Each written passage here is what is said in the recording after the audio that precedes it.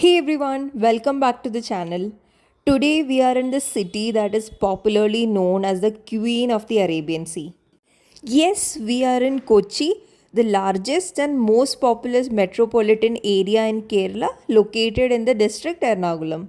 Kochi is a great tourist spot, but the actual reason we are here is because we have an onward Lakshadweep journey planned from Kochi. So we thought we'll come to Kochi, spend a couple of days here, and then take our flight to Lakshadweep. All my Lakshadweep itineraries and the travel guide, including permits and entry process, are uploaded on my channel. So do check that out. And don't forget to subscribe to Mrs. Explorer. We were traveling from Kannur, so we took a early morning train that would help us reach Kochi by afternoon. If you're traveling from outside Kerala, you can take a flight to Cochin International Airport to reach Kochi. So we reached Kochi somewhere in the afternoon. We checked into our hotel, which was nearby, and then we headed out for lunch. The metro connectivity is really good in Kochi, so whenever you're taking an accommodation, do make sure you take somewhere in the metro line so you can easily access metro. Our lunch spot was this place known as Hamza's Nature. So before coming to Kochi, we did a lot of research on Instagram and YouTube to identify the best food spots in Kochi, and this was one that came up. The major highlight of this place is that it is very economical. They have a concept called Vayara Niracha Nature for just 70 rupees per person. It basically means you can get all you can eat ghee rice for just rupees 70. So we ordered one ghee rice, and for starters we ordered their kori kandari variety. This basically is chicken that is coated with a very spicy kind of chili. This just costs rupees 100 and it has 2 to 3 pieces in it. Apart from that, we had also ordered one of their signature dishes called Irachi Palli Curry. It costed only 110 rupees. So, overall, it was very economical and really crowded. We had to wait at least 15-30 minutes before we could get a seat. The place is also really small, it is just getting popular. So, do check this out if you're interested. So we had a really late lunch after all that waiting, and by the time we had finished our lunch, it was already evening and just a couple of hours away from sunset. We decided to go to Bolgati Island, which is just off the Kochi Marine Drive area. It is an island of calm right in the midst of the bustling city of Kochi. Located in a fascinating island is the stunning property of KTDC called Bolgati Palace and Island Resort.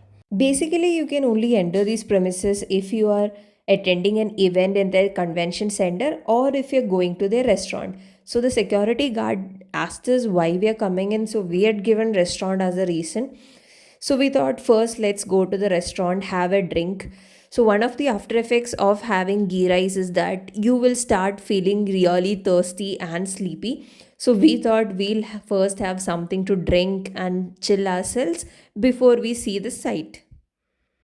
This is a resort that combines leisure with business, and it is popularly known as the honeymooner's paradise.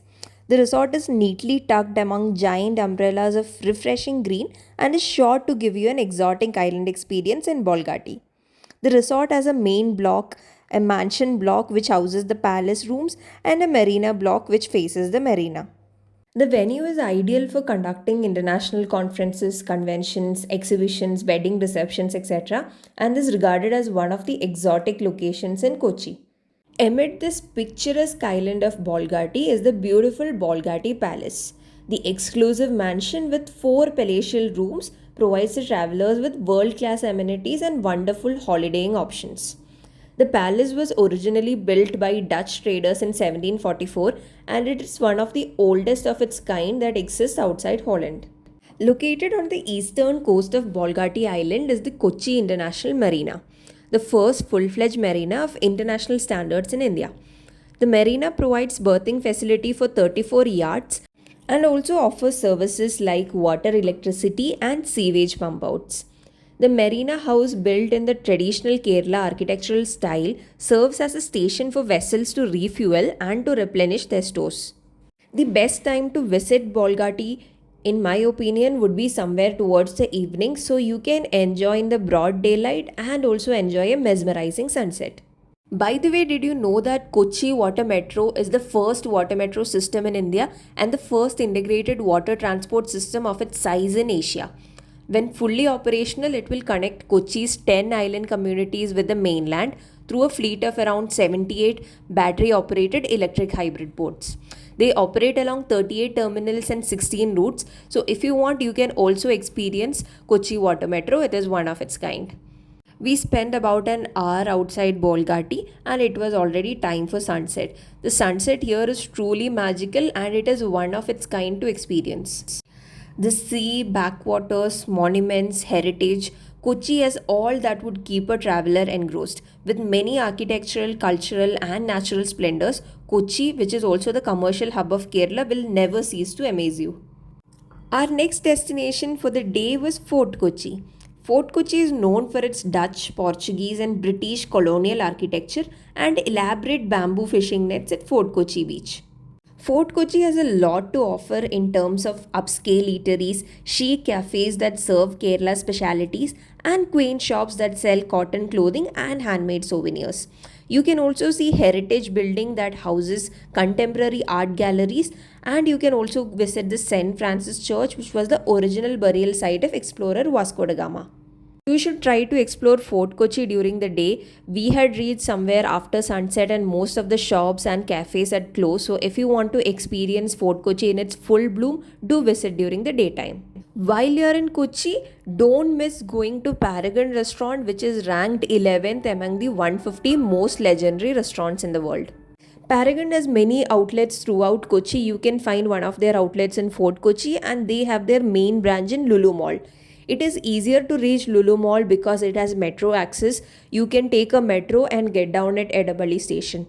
While you are in Paragon, do try some of their signature dishes like pandan chicken, appam, mango fish curry, and if interested, also try their Kerala meals. They are too good.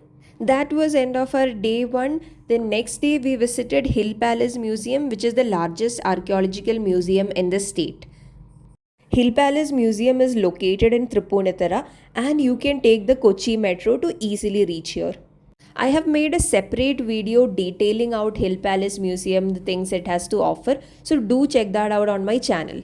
I'll just leave you with the note that apart from being an archaeological museum, this place has also been a popular shooting locations. Lot of movies are shot here, including the cult classic Manichitra Tazhu, which you might have watched in Tamil as Chandramukhi or in Bollywood as Bulbulaiya. Apart from Manichitra Tazhu, a lot of other movies like Mr. Fraud were also shot here. We took more time than anticipated at the Hill Palace Museum, and by then, lunchtime had already gone. We came back to the city and we were really hungry, so we thought, why not check out this place in Kochi that offers unlimited chicken strips and chicken wings. This place is called Wing Culture and this is located at Kalur in the heart of Kochi. This is their menu. They not only have chicken wings and strips, they also have rice bowls, hot dogs, and a lot of other combos. And you don't have to go for unlimited if you don't have the appetite for it. Me, for one, did not opt for the all you can eat because I barely can finish one plate of strips. So the girls ordered one plate of strips and wings while the guys opted for the unlimited. Apparently, there is an order in which you should try their wings and strips. It goes from sweet notes to tangy and then spicy, very spicy notes. In the all you can eat menu, you can eat as much as you can in 1 hour. So, our strips and wings have arrived, and their set has also arrived. As soon as they finish, the staff will keep replenishing. From this video, you will think they're fed up of eating these strips and wings, but that is not the case. They've reached some of the spicy notes and it is actually very spicy and kicks in after a few minutes. So it has started to kick in for all three of them. Another cool thing about this place is they also have non-alcoholic beer in their menu. You are absolutely gonna need it when you're going to eat such spicy wings and fries. Even though it was spicy, the guys actually made it worth their time and money. So this is our last footage. These are all the wings and strips that they have. Obviously, you won't see any traces of the strips here, but you can see all these bones. These are all completed by the three of them. And finally, we are done for the day. So if you've enjoyed this video, do drop a like, and if you have any questions, drop them in the comment section for me. And like always, do not forget to subscribe to Mrs. Explorer for more travel content. Until then, bye.